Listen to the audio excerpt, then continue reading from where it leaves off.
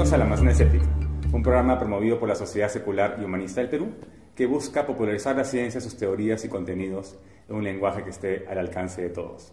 En este caso hemos venido con todo el equipo de la Sociedad Secular y Humanista del Perú al Encuentro Internacional de Libre Pensadores en la ciudad de Arequipa. Y hemos tenido la oportunidad de intercambiar ideas sobre secularismo y cómo divulgar ciencia y combatir a las pseudociencias. Y justo ahora tenemos el privilegio de tener a uno de los expositores, quien prácticamente inauguró acá el encuentro, que es Dan Barker, justo para hablar de su último libro, que se llama Free Will Explained, ¿no? Que es una explicación de lo que es el libre albedrío. Él es determinista, como probablemente una gran mayoría de humanistas seculares, y los escépticos también se consideran en muchos casos deterministas, y los filósofos tienden a ser a veces más libertarios. Vamos a discutir esos términos, ¿no? Si es que el compatibilismo, que es este punto medio entre el liberalismo y el determinismo, puede funcionar, si hay una manera funcional, tal vez, de entender el libre albedrío sin creer que existe como algo factual en la naturaleza. Y para eso tenemos a Dan Barker, que ha sido pastor evangelista en un momento y es el presidente de la Freedom from Religion Foundation, ¿no? Que tiene ya varias décadas luchando ¿no? Para independizar a las personas de la religión. Buenos días, Dan, ¿cómo estás? Gracias por venir al programa. Es un placer estar aquí. Un gusto tenerte. Cuéntanos, ¿cómo te ha tratado el Perú, en general la ciudad de Arequipa? Muy bien, muy bonita. La ciudad blanca. ¿Cómo se llama esa piedra blanca del volcán? Sí, el Misti. El Misti, sí. Y aquí la gente muy amable. Bueno, y todos los librepensadores inteligentes, médicos y abogados y científicos y filósofos y de todos, pues, en un cuarto, en un auditorio, tanta inteligencia lo podemos sentir, como un volcán. Y es peligroso porque si cae una bomba, ¿no? Se perdería mucho. Pero es interesante estar en un encuentro con gente que piensa como uno, ¿no? Y compartir esas ideas. Cuéntanos, ¿por qué es importante este tipo de actividades de libre pensamiento? Es importante desafiar el dogma de la Iglesia y de la superstición, porque hace gran daño en el mundo, es muy peligroso. Si uno no está pensando por sí mismo, está dejando a otro formar sus pensamientos, y eso es peligroso. Y nuestro mundo está cambiando poco a poco, cada vez más secular, decimos, más laico. Y aquí en esta conferencia, ¿cuántos países representados? Como 12, más o menos. Costa Rica, Puerto Rico, Colombia, Venezuela. No, Venezuela no, pero muchos. Perú, Chile, México. Entrando de lleno al tema del programa, ¿cómo podemos definir lo que es el libre albedrío? Esta idea de que podemos decidir libremente entre una cosa y otra, ¿no? Que no hay nada que nos coacte. Nadie está de acuerdo con esa cuestión, ni los científicos, ni los filósofos, ni los teólogos, ni los ateos, ni los cristianos. Todos tienen sus ideas porque la ciencia nos muestra que no tenemos libertad, somos determinados. Pero tenemos el sentimiento, we feel like we're free. Tenemos cuando vamos a escoger una cosa, pensamos que tenemos una libertad de ponernos sobre la naturaleza y decidir por un plano más alto. Es lo que sentimos cada uno de nosotros. Hasta los científicos que negan la libertad admiten que sí, sienten como si la tenemos. Libre albedrío se puede definir en el poder o la libertad de haber hecho algo al contrario de lo que uno hizo. Por ejemplo, quiero un helado, puede ser de chocolate o de fresa. Voy a escoger, fresa, chocolate, y en fin yo decido por chocolate. Y yo pienso, y yo siento que tenía la libertad de hacer por fresa, ¿sabe? Chocolate y fresa. Perdona mi español, porque ya hace mucho que no hablo.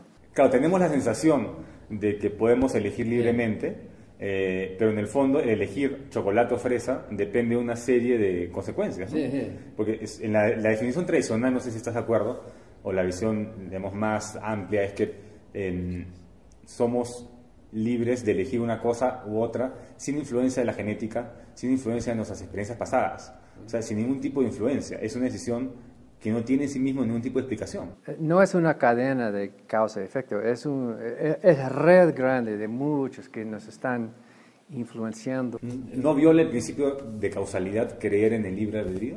Sí, del libertarian. Esa forma de libre albedrío, porque hay muchas formas, hay muchas maneras de describirlo, pero si se describe como la libertad de ponernos sobre la naturaleza y cambiar el causa y efecto, que algunos dicen es trascendental. ¿Cómo? Trascendental. Eso. Esa libertad no tenemos. La ciencia nos muestra que todo por causa y efecto.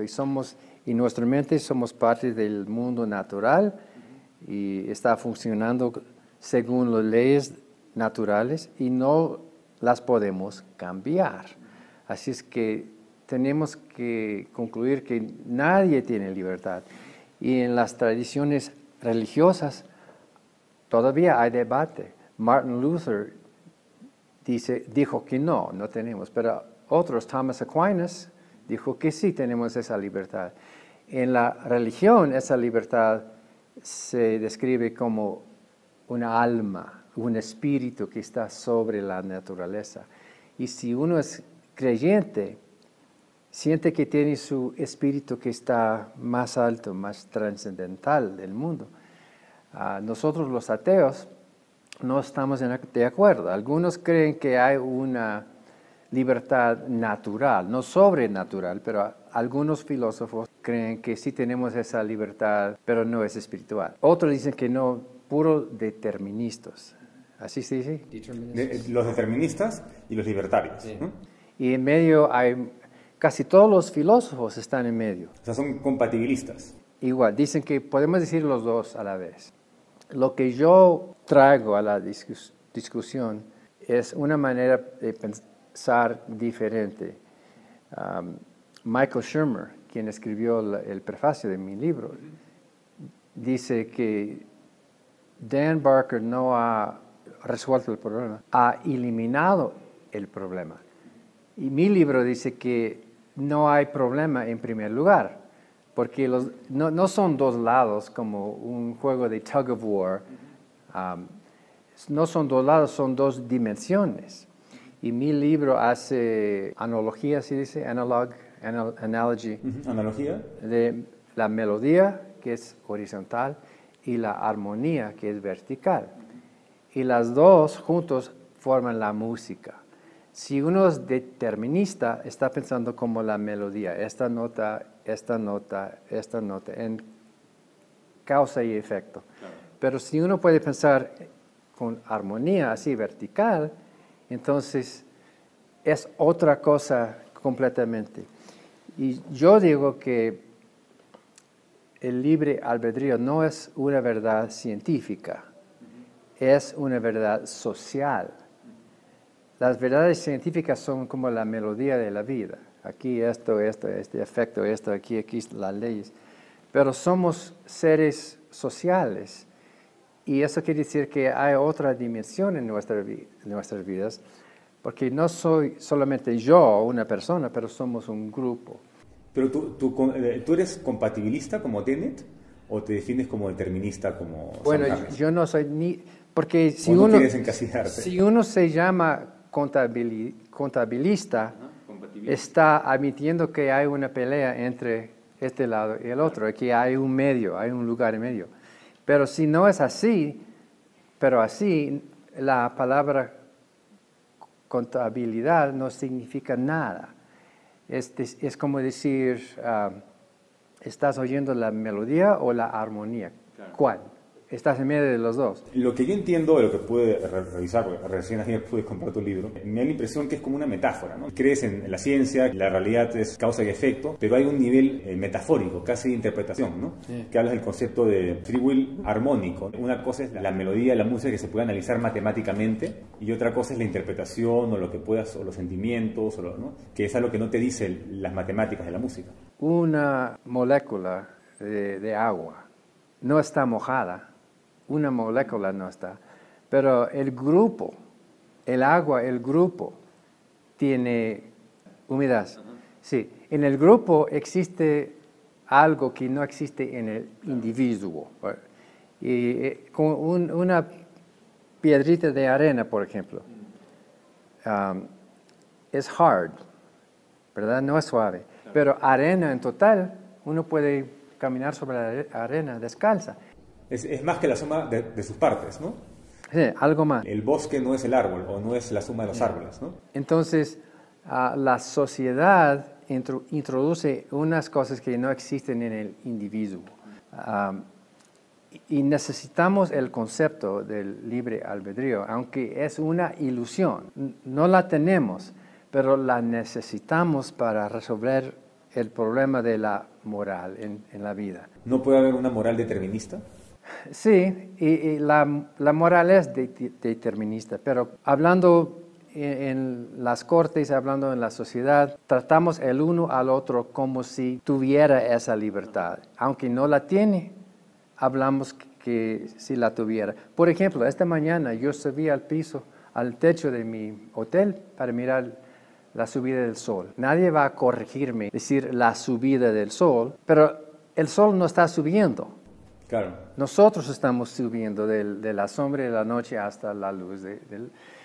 Y tal vez un determinista, un policía determinista como la policía de gramática puede decir, no deben decir la subida del sol, eso es incorrecto, el sol no está subiendo. Bueno, sí, todos sabemos eso. Yo sé que el sol no está subiendo, pero usamos la palabra. Así como los ateos usan la palabra por Dios. Es una palabra útil para describir. Y yo creo que lo mismo con libre albedrío. No tenemos libre albedrío científico, como el sol no está subiendo. Pero nos parece que sí, en nuestra vida social nos parece que sí tenemos eso. Así es que eso es lo que decimos, que somos libres para juzgar en un tribunal, la crimen de un criminal. Aunque no tenía la libertad de hacer al contrario de lo que hizo, tenemos que tratarlo como si la tuviera para tener responsabilidad por sus actos y ponerle en la cárcel o en el hospital. Así es, por eso yo digo que el libre albedrío no puede ser una verdad científica, pero sí existe como una verdad social. Un ejemplo de eso, por ejemplo, es el matrimonio. El matrimonio no es una cosa, no es ninguna cosa. Dos personas están casados y por unas palabras, yo era pastor y todavía yo hago esas ceremonias. Y cuando yo digo esas palabras, ahora les pronuncio casados, ¿verdad? Algo que nunca existía, no existía antes, pero después de esas palabras ya existe una verdad. No es una verdad científica el matrimonio, casar. Claro, pero no es que aparece algo después del matrimonio, es un concepto, estamos casados a partir de ahora, ¿no? Es una verdad social, es algo que estamos de acuerdo, aceptamos esa verdad, aunque no es científico. Claro, pero ahí no hay ninguna mentira necesariamente, porque tú lo puedes llamar también verdad, una verdad social, pero también le puedes llamar una mentira funcional. El libro comienza con un experimento interesante, que también creo que lo menciona Sam Harris en su libro, que es sobre el experimento de cómo el cerebro reacciona antes de que seamos conscientes de la decisión, ¿no? Entonces, para muchos, eso es suficiente indicativo de que no existe algo como libre albedrío. Bueno, yo creo que el libre albedrío no necesita conciencia. Una verdad social no necesita eso. Dos personas pueden ser casados por matrimonio. Es una verdad de que estamos de acuerdo, un contrato, por ejemplo. Así es que yo no uso la palabra mentira. Yo estoy de acuerdo con Sam Harris que es una ilusión. Pero donde where we differ, donde difieren, donde discrepan, es que Sam Harris dice que la ilusión es mala, es perniciosa. Claro. Yo digo que la ilusión es bella y útil. La usamos, la necesitamos.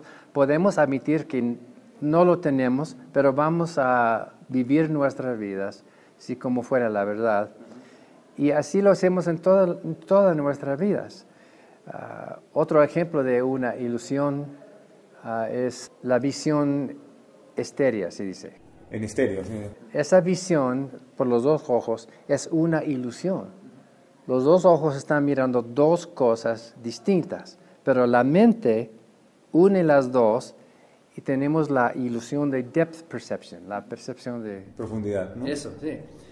No existe. En la realidad, esa percepción no existe allí afuera, existe en la mente. Es una ilusión muy útil para ayudarnos a navegar por el mundo. Es evidente que es funcional, ¿no? El poder tener esa ilusión. Yo a la hora que me convertí al determinismo, fue un proceso, ¿no? De darme cuenta, entender el mundo mecánico y de darme cuenta que no había punto de control, ¿no? El libro determinante para mí fue Más allá de la libertad y la dignidad de Skinner, ¿no? Que habla de cómo diseñar una cultura y él es también determinista, ¿no? El psicólogo conductual. La sensación que me dio, por lo menos al darme cuenta que es una ilusión, fue que ya las personas no tienen ya la facultad para vengarse ni para criticar o juzgar. Por ejemplo, un criminal que mata a tu hija, ¿no? En realidad él no tiene la culpa estricta de lo que es. O sea, si tú hubieras nacido en su mismo lugar, si hubieras tenido su misma genética, si hubieras sido educado de la misma manera, también serías un psicópata o un criminal y también hubieras asesinado a alguien. Entonces, ¿por qué yo desde mi azar de vida, desde mi privilegio, porque no he nacido criminal, juzgo a un criminal cuando si yo hubiera nacido en esas circunstancias, hubiera hecho exactamente lo mismo, porque esa es la consecuencia del determinismo, ¿no? Entonces no tendría por qué yo amargarme, ni cuestionarme, ni resentirme, ni buscar venganza. Muchas veces la gente busca meter a la cárcel o buscar la pena de muerte por venganza, ¿no? Pero si fueran tal vez deterministas sinceros, no tendría sentido una venganza, o igual somos muy emocionales y necesitamos el libre. Bueno, estoy de acuerdo, pero de todos modos tenemos que protegernos de esa persona. Si no tenía la libertad, ese criminal, el psicópata, no tenía esa libertad, pero sí tiene la culpa, porque él lo hizo. Yo no lo hice, él lo hizo. Así es que en la sociedad contamos que esa persona es culpable por sus acciones, aunque no es libre, es culpable, porque necesitamos proteger. ¿Qué vamos a hacer? ¿Dejarle ir a la calle para continuar haciendo lo mismo? Lo que dice Sam Harris, y tiene razón, y Jerry Coyne, es que nuestros sistemas de ley se han infectado por esos retributive justice, justicia retributiva, eso, que vienen de la religión, porque si la religión muestra o enseña que tenemos esa libertad, que somos culpables, entonces podemos imponer the death penalty corporal. Esa. Entonces lo que dices es que, bueno, en el fondo el sistema judicial va a continuar, el sistema carcelario va a continuar, porque en la práctica, claro, en la práctica no puedes cambiar. O sea, él no tiene la culpa, pero no puedes cambiar ese cerebro. Y tampoco lo puedes soltar. Entonces lo aíslas, no te queda otra. Yo creo que hay una cantidad de personas que sí pueden mejorarse. Otros no. Los psicópatas, ¿cómo dicen eso? Psicópatas. Esos psicópatas no pueden cambiar. Si están aquí por la curva, pero otros aquí hicieron un error en su vida, pueden mejorar, pueden cambiar, pueden aprender y no deben estar en la cárcel por toda su vida. Claro. Van a aprender su lección. Para algunos, no sabemos, estos aquí en medio no sabemos. Bueno, por lo menos we can't help it. No podemos evitarlo. No, porque sentimos eso. Tú lo sientes, yo lo siento. Pero nos da, yo creo, como por la percepción de profundidad, que nos ayuda a navegar la vida. También libre albedrío, que es una ilusión, no es igual, pero es una otra ilusión, nos ayuda a hacer las decisiones morales, juzgar.